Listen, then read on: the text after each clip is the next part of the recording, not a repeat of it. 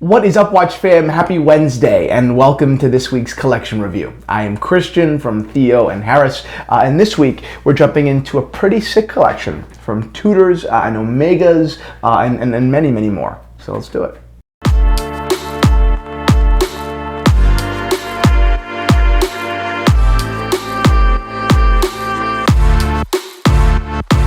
Alright, before we jump into this week's collection review, we'll do a quick wristwatch check. I am wearing a beautiful vintage Tudor Date Day, steel on steel with a smooth bezel. I love this watch. To me, this is a watch that represents the extreme end of value in the vintage Tudor market. Not only is it less expensive than Datejust, but it has an extra complication, being the day. To me, it's just one of the most incredible watches. I'm a huge fan. So hurry on over after this episode to the watch shop to check out what might still be available. I know a lot of stuff is snatched up quickly, but I'm sure there are at least a couple of goodies left. So now let's get into the episode. Okay, so this week's Watch Geek subject of the collection review is a gentleman named Nathan. He's got quite a few watches and some really great story and narrative and reasoning behind them all. So let's get into it. Number one, he's got a Seiko SKX. This is his first real quote-unquote, as he used, watch, and it made sense. As he's made clear via his email, and like I'd like to reiterate, I think that it is very, very important for all watches, for all watches you own, but particularly your first, right? For it to be a watch that suits your lifestyle, that allows you to really bond with it, you know? And he's made it very clear that in his ownership of this SKX, he's been able to do whatever he wants. You know, he can kick the shit out of it. And at the end of the day, this is a watch that's going to survive. It's a watch that's just going to, you know, throw shit right back. You know, you're really not going to break the thing. And I think that for people, especially who aren't used to wearing watches, certainly aren't used to being delicate with this new, you know, appendage to their bodies. So I definitely understand why it was a good decision to go SKX. I didn't, but I understand why Nathan is happy with that. Nathan's second watch, which was purchased to celebrate the completion of his medical residency, which, congratulations, buddy, was the first Omega in space. Which is awesome. I mean, this is a terrific watch. This is a watch that we actually had listed on theoandharris.com a couple weeks ago. We did a wonderful video on it. Please put the link in the bio below, Anna. It was awesome. We went really in depth. So if you guys don't know the watch and aren't familiar with the history behind it and the intricacies of the watch and why it is so easily to be passionate about, check out that video. But otherwise, in short, it's a 39 millimeter Speedmaster with straight lugs, a beautiful black dial, and beautiful alpha hands. So overall, it pays great respect to the first Omega ever to be in space, and it does so very, very well. So yes, Nathan, you're right. This is a wonderful first Swiss watch. I mean, really wonderful first Swiss watch. You know, I would have recommended anyone start off with a Swatch System 51, for Christ's sake. So the fact that you went right to a real heavy-hitting, you know, chronograph is a really terrific move. The next watch Nathan bought is a Zin 103. I'm an enormous fan of this watch. If you guys know me, you know I'm not a crazy big chronograph guy. I love them as watches. I just don't love them on my wrist. I'm much better suited with, you know, smaller, less complicated watches. But this is an amazing design. A watch that's truly, you know, worth every penny. A watch that will, like the Seiko, most likely last you forever. And I think it's really cool that you noted in your email that you took this watch alone, I believe, with 2 weeks in Scotland. And that's, although it's totally irrelevant to the watch merit or anything like that, to me it's just so important to build memories with these things. I mean, whether that's, you know, a Basculante, or that's an AP Royal Oak, or that's a Rolex Datejust 16013. I mean, it doesn't matter what it is. I mean, the point is that you're building memories with something. You know, and that when I look down at my watch, would I want to wear a shitty watch? No, of course not. I'd much rather prefer to, you know, wear a vintage Omega or a vintage Rolex or God knows how many other things that I deal with on a regular basis. But the whole point is that when I see that watch, yes, I do see it for what it is.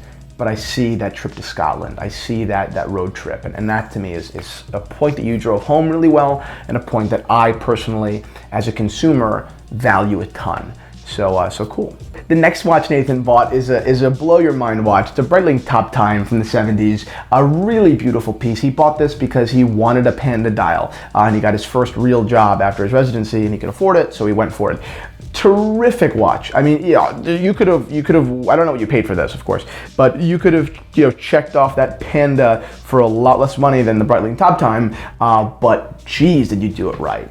This is a watch that I would wear. This is a watch that's so true in form to not only being vintage, but to just wearing like a vintage watch. I don't know what the millimeter size is on your particular model, but I know I've tried them on before, and I know how well they wear, and I know the quality of their dials and their cases, and this is a like blow your mind good watch, and I'm very, very interested in it. Staying within the Breitling family, Nathan's next watch was an 806 AOPA, and why, right? This is awesome. Nathan has been taking flying lessons, and his first solo flight back in February was commemorated with this ultimate pilot's watch. This is a watch that, although maybe I, wouldn't be too suited for, I'd probably be better off at the Top Time. This is a watch that is just incredible. I mean, I love these vintage Navitimers. They are true to form tool watches. They weren't blingy, and I think that their value is just highlighted in contrast next to the modern, bright Navitimers. Not that they're awful watches or anything like that, but I just find that they're just so blingy. It misses the whole point. No. Do I use the GMT hand on my Rolex GMT Master? No, I don't. Not regularly, at least, no. But still, I think that the watch itself has to be true to form, and I think the value in a tool watch should be in its utilitarian, nature.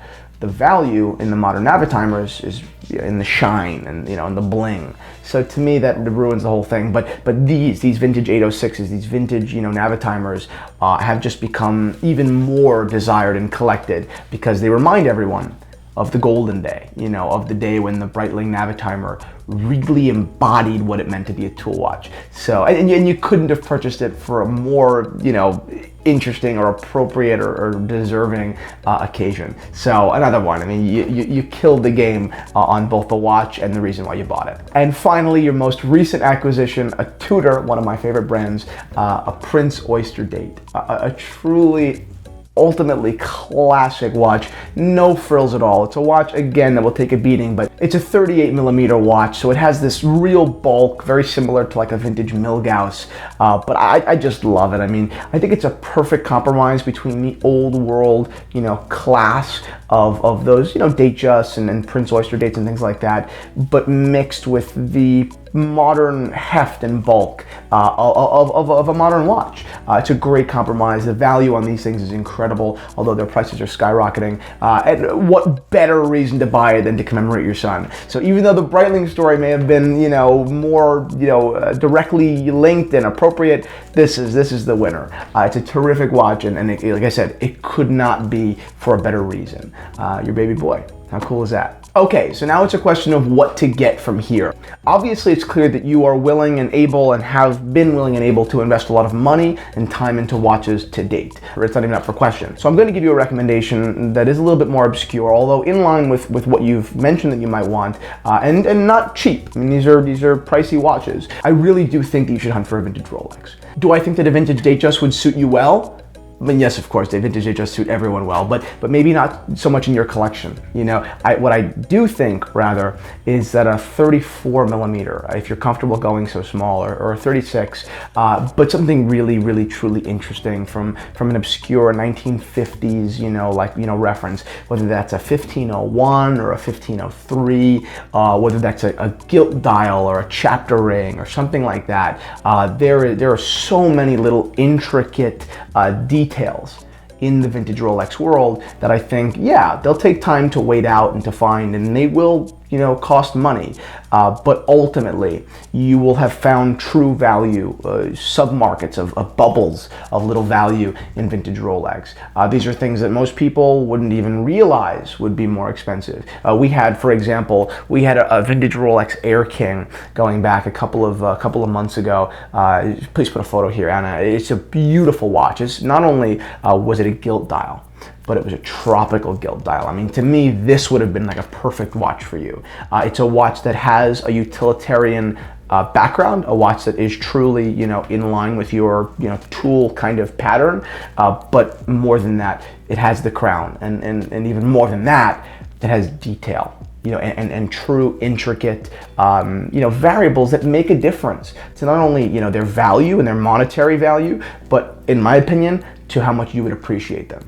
You kind of strike me as the kind of guy that really would appreciate something that is a little bit intricate in the vintage world, a little bit oddball. I just think you would. Maybe it's because you're buying things for meaning, kind of like I would. To me, I think that just lines up. But that's it.